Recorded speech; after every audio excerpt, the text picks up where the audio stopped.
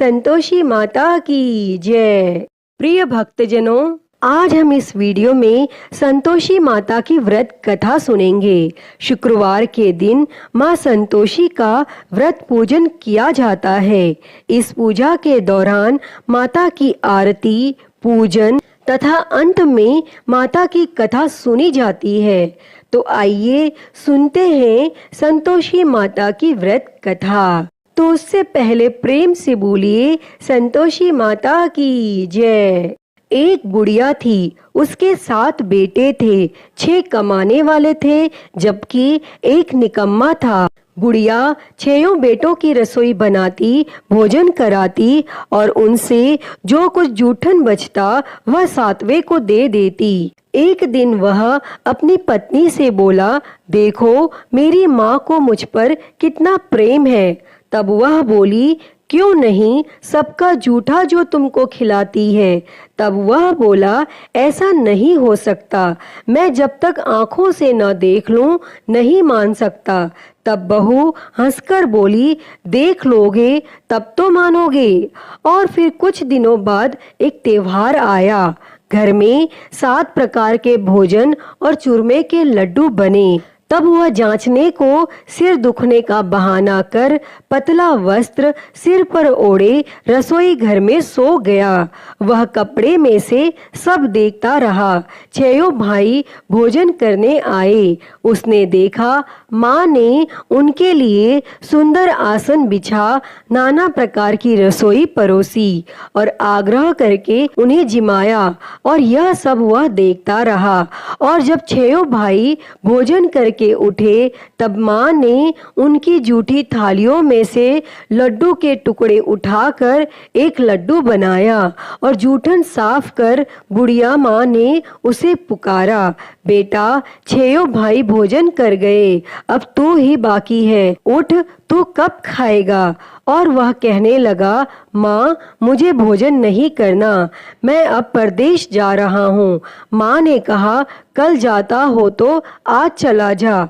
वह बोला, हाँ हाँ आज ही जा रहा हूँ। और यह कहकर वह घर से निकल गया। और चलते समय पत्नी की याद आ गई और वह गौशाला में उपले थाप रही थी। तब वहां जाकर वह बोला, हम जावे परदेश, आवेंगे कुछ काल, तुम रहियो संतोष से धर्म अपना पाल। तब वह बोली, जाओ पिया आनंद से रहो, हमारो सोच हटाए, राम भरोसे हम रहे, ईश्वर तुम्हें सहाय। 2 निशानी आपन देख धरू मैं धीर, सुधी मति हमारी बिसारियो, रखियो मन गंभीर।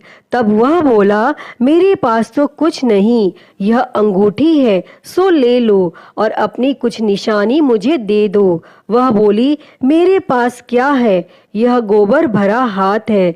यह कहकर उसकी पीठ पर गोबर के हाथ की थाप मार दी और वह वहां से चल दिया।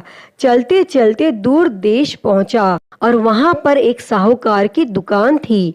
वहां जाकर वह कहने लगा, भाई मुझे नौकरी पर रख लो। तब साहूकार को भी जरूरत थी। वह बोला, रह जा।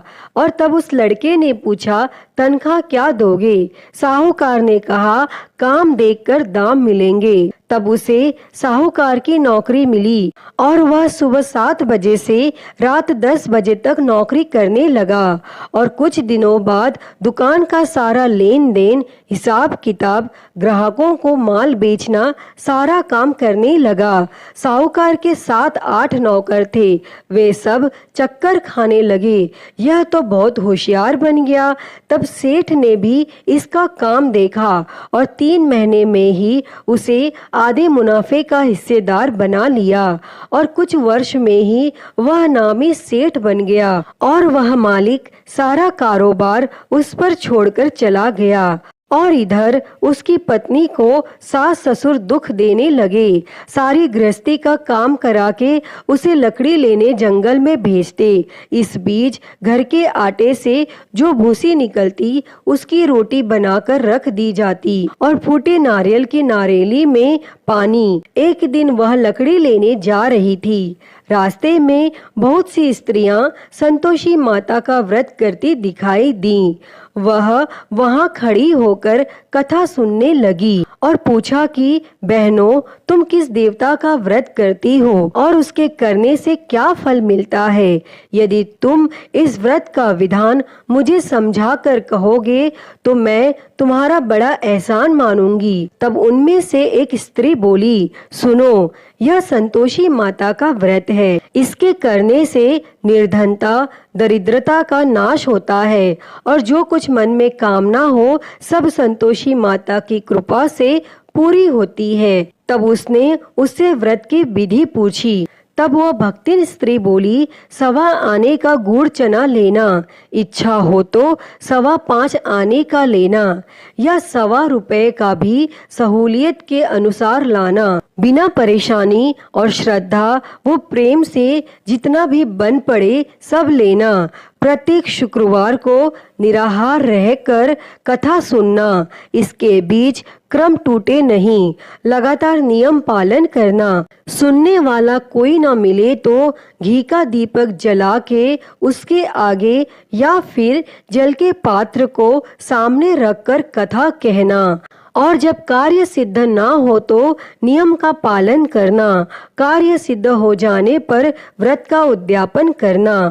और 3 मास में माता फल पूरा करती हैं। यदि किसी के ग्रह खोटे भी हों तो भी माता वर्ष भर में कार्य सिद्ध करती हैं और फल सिद्ध होने पर उद्यापन करना चाहिए, बीच में नहीं। उद्यापन में 2.5 सेर आटे का खाजा तथा इसी परिणाम से खीर तथा चने का साग करना। 8 लड़कों को भोजन कराना।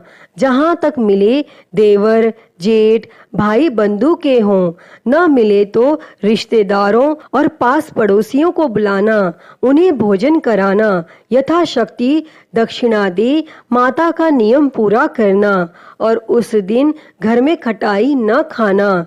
यह सुन बुढ़िया के लड़के की बहुत चल दी और रास्ते में लकड़ी के बोझ को बेच दिया और उन पैसों से गुड़ चना ले माता के व्रत की तैयारी कर आगे चली और सामने मंदिर देखकर पूछने लगी, यह मंदिर किसका है? सब कहने लगे, संतोषी माता का मंदिर है। और यह सुनकर वह माता के मंदिर में जाकर चरणों में लौटने लगी और विनती करने लगी, माँ, मैं निपट अज्ञानी हूँ, व्रत के कुछ भी नियम नहीं जानती, मैं दुखी हूँ। हे माता, हे जगत जननी, मेरा दुख दूर कर, मैं तेरी शरण में हूँ। तब माता को दया आई और एक शुक्रवार बीता कि दूसरे को उसके पति का पत्र आया और तीसरे शुक्रवार को उसका भेजा हुआ पैसा आ पहुंचा। यह देख जेठ जेठानी मुंह सिकोड़ने लगी। लड़के ताने देने लगे। काकी के पास पत्र आने लगे, रुपया आने लगा। अब तो काकी की खातिर बढ़ेगी। बेचारी सरलता से कहती, भैया कागज आवे रुपया आवे, हम सब के लिए अच्छा है। ऐसा कहकर आंखों में आंसू भरकर मातेश्वरी के चरणों में गिरकर रोने लगी। माँ, मैंने तुमसे पैसा कब मांगा है? मुझे पैसे से क्या काम है? मुझे तो अपने सुहाग से काम है। मैं तो अपने स्वामी के दर्शन मांगती हूँ। तब माता ने प्रसन्न होकर कहा, जा बेटी, तेरा स्वामी आएगा। यह सुनकर खुशी से बावली होकर घर में जा काम करने लगी। अब संतोषी माँ विचार करने लगी, इस भोली पुत्री को मैंने कह तो दिया कि तेरा पति आएगा, लेकिन कैसे? वह तो इसे स्वप्न में भी याद नहीं करता। उसे याद दिलाने को मुझे ही जाना पड़ेगा। और इस तरह संतोषी माता उस बुढ़िया के बेटे के पास जा स्वप्न में प्रकट होकर कहने लगी, साहूकार के बेटे सो रहा है या जागता है? तब वह कहने लगा, माता, सोता भी नहीं जागता भी नहीं हूँ, कहो क्या आज्ञा है? माँ कहने लगी, तेरे घर बार कुछ है कि नहीं? वह बोला, मेरे पास सब कुछ है, माँ बाप है, बहू है, क्या कमी है? माँ बोली, भोले पुत्र, तेरी बहू घोर कष्ट उठा रही है। तेरे माँ बाप उसे परेशानी दे रहे हैं। वह तेरे लिए तरस रही है, तू उसकी सुध ले। तब वह बोला, हाँ माता, यह तो मालूम है, परंतु जाऊं तो कैसे? परदेश की बात है, लेन देन का कोई हिसाब नहीं, कोई जाने का रास्ता नहीं आता, कैसे चला जाऊं? तब संतोषी माँ कहने लगी, मेरी बात मान, सवेरे नहा धोकर संतोषी माता का नाम ले, घी का दीपक जला, दंडवत कर और दुकान पर जा बैठ। देखते देखते सारा लेन देन चुक जाएगा, जमा का माल बिक जाएगा, सांझ होते होते धन का भारी ढेर लग जाएगा। अब वह माता की बात मानकर अगले दिन नहा धोकर संतोषी माता को दंडवत, घी का दीपक जला, दुकान पर जा बैठा। थोड़ी देर में देने वाले रुपया लाने लगे और लेने वाले हिसाब लेने लगे। कोठे में भरे सामान के खरीदार नकद दाम दे सौदा करने लगे। शाम तक धन का भारी ढेर लग गया। मन में माता का नाम ले, चमत्कार देख प्रसन्न हो घर ले जाने के वास्ते गहना, कपड़ा, सामान खरीदने लगा और वह काम से निपट तुरंत घर को रवाना हुआ।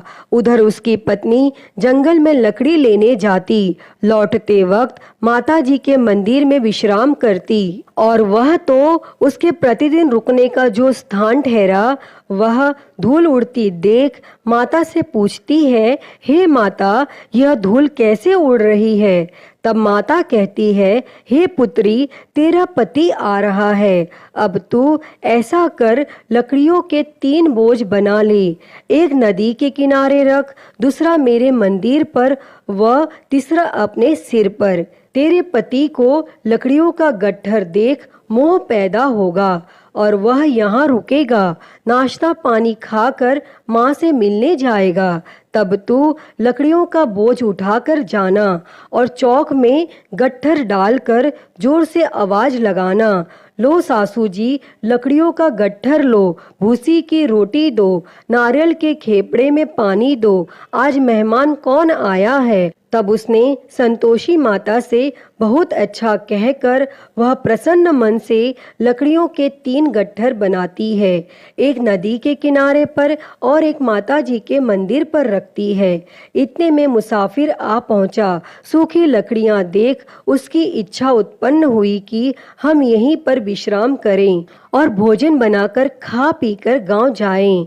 और इस तरह रुककर भोजन बना, विश्राम करके वह गांव को गया, सबसे प्रेम से मिला। उसी समय सिर पर लकड़ी का गट्ठर लिए वह उतावली सी आती है, लकड़ियों का भारी बोझ आंगन में डालकर जोर से 3 आवाज देती है, लो सासू जी, लकड़ियों का गट्ठर लो, भूसी की रोटी दो, आज मेहमान कौन आया है। यह सुनकर उसकी सास बाहर आकर अपने दिए हुए कष्टों को भुलाने हेतु कहती है, बहू, ऐसा क्यों कहती है? तेरा मालिक ही तो आया है, आ बैठ, मीठा भात खा, भोजन कर, कपड़े गहने पहन। उसकी आवाज सुन उसका पति बाहर आता है, अंगूठी देख व्याकुल हो जाता है। माँ से पूछता है, माँ यह कौन है? माँ बोली, बेटा यह तेरी बहू है, जब से तू गया है तब से सारे गांव में भटकती फिरती है, घर का काम काज कुछ नहीं करती, 4 पहर आकर खा जाती है। वह बोला, ठीक है माँ, मैंने इसे भी देखा और तुम्हें भी, अब दूसरे घर की ताली दो, उसमें रहूंगा। माँ बोली, ठीक है, जैसा तेरी मर्जी। तब वह दूसरे मकान की 3री मंजिल का कमरा खोल सारा सामान जमाता है। एक दिन में राजा के महल जैसा ठाट बाट बन गया।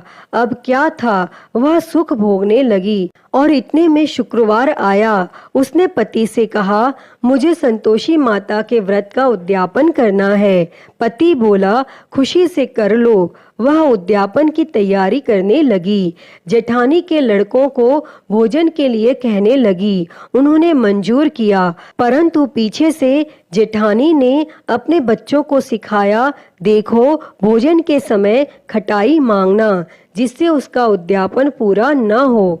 और लड़के जिमने आए, खीर खाना पेट भर खाया, परंतु बाद में खाते ही कहने लगे, हमें खटाई दो, खीर खाना हमको नहीं भाता, देखकर अरुचि होती है। वह कहने लगी, भाई खटाई किसी को नहीं दी जाएगी, यह तो संतोषी माता का प्रसाद है। तब लड़के उठ खड़े हुए, बोले, पैसा लाओ। भोली बहू कुछ जानती नहीं थी, उसने पैसे दे दिए। तब लड़के उसी समय हट करके इमली खटाई ले खाने लगे। यह देखकर बहू पर संतोषी माता ने कोप किया। राजा के दूत उसके पति को पकड़कर ले गए। जेठ जेठानी मनमाने वचन कहने लगे, लूट लूट कर धन इकट्ठा कर लाया है, अब सब मालूम पड़ जाएगा जब जेल की मार खाएगा। तब बहू से यह सहन नहीं हुआ और वह रोती हुई संतोषी माता के मंदिर गई और कहने लगी, हे माता, तुमने क्या किया? हंसाकर अब भक्तों को रुलाने लगी। तब माता बोली, बेटी तूने उद्यापन करके मेरा व्रत भंग किया है। तब वह कहने लगी, माता, मैंने कुछ अपराध नहीं किया है, मैंने तो भूल से लड़कों को पैसे दे दिए थे, मुझे क्षमा करो, मैं फिर से तुम्हारा उद्यापन करूंगी। तब संतोषी माता बोली, अब भूल मत करना। तब वह कहती है, अब भूल नहीं होगी, अब बतलाओ वे कैसे आवेंगे? माँ बोली, जा पुत्री, तेरा पति तुझे रास्ते में आता मिलेगा। वह निकली, राह में पति आता मिला।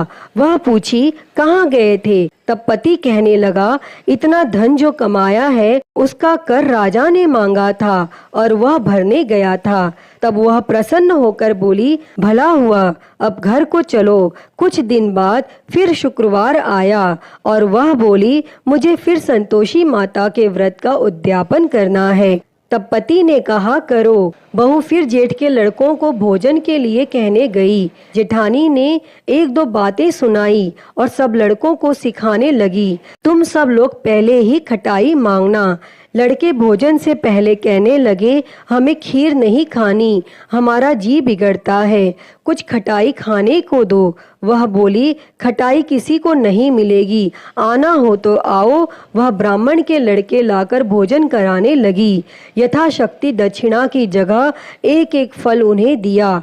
तब संतोषी माता प्रसन्न हुई और माता की कृपा होते ही 9वें मास में उसको चंद्रमा के समान सुंदर पुत्र प्राप्त हुआ और पुत्र को पाकर प्रतिदिन माता जी के मंदिर को जाने लगी। तब संतोषी माता ने सोचा, यह तो रोज आती है, आज क्यों न इसके घर चलूं। और यह विचार कर माता संतोषी ने भयानक रूप बनाया। गुड़ चने से सना मुख, ऊपर सूंड के समान होठ, उस पर मक्खियां भिन भिन कर रही थी। दहेली पर पैर रखते ही उसकी सास चिल्लाई, देखो रे, कोई चुड़ैल डाकिनी चली आ रही है, हे लड़कों इसे भगाओ, नहीं तो किसी को खा जाएगी। और तब लड़के भगाने लगे, चिल्लाकर खिड़की बंद करने लगे। बहू रोशनदान में से देख रही थी, प्रसन्नता से पगली बन चिल्लाने लगी, आज मेरी माता जी मेरे घर आई हैं। वह बच्चे को दूध पीने से हटाती है। इतने में सास का क्रोध फट पड़ा। वह बोली, क्या उतावली हुई है? बच्चे को पटक दिया और इतने में माँ के प्रताप से लड़के ही लड़के नजर आने लगी।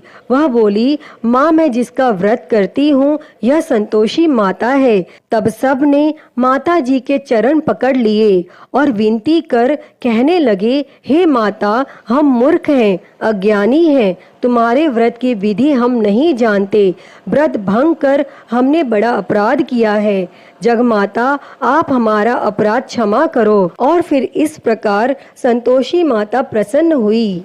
हे माँ संतोषी, बहू पर प्रसन्न होकर बहू को जैसा फल दिया वैसा ही फल इस कथा को कहते, सुनते और हुंकारा भरते सबको देना, सबके मनोरथ को पूर्ण करना। तो प्रेम से बोलिए, संतोषी माता की जय। प्रिय भक्तजनों, मैं उम्मीद करती हूँ कि आपको यह संतोषी माता की व्रत कथा पसंद आई होगी और अगर वीडियो अच्छी लगी हो तो इसे लाइक करें, ज़्यादा से ज़्यादा शेयर करें और कमेंट बॉक्स में संतोषी माता की जय लिखना ना भूलें। और हरिहर भक्ति चैनल पर आप नए हैं तो इस चैनल को सब्सक्राइब कर नोटिफिकेशन बेल को ज़रूर ऑन कर लें। हर हर महादेव। धन्यवाद।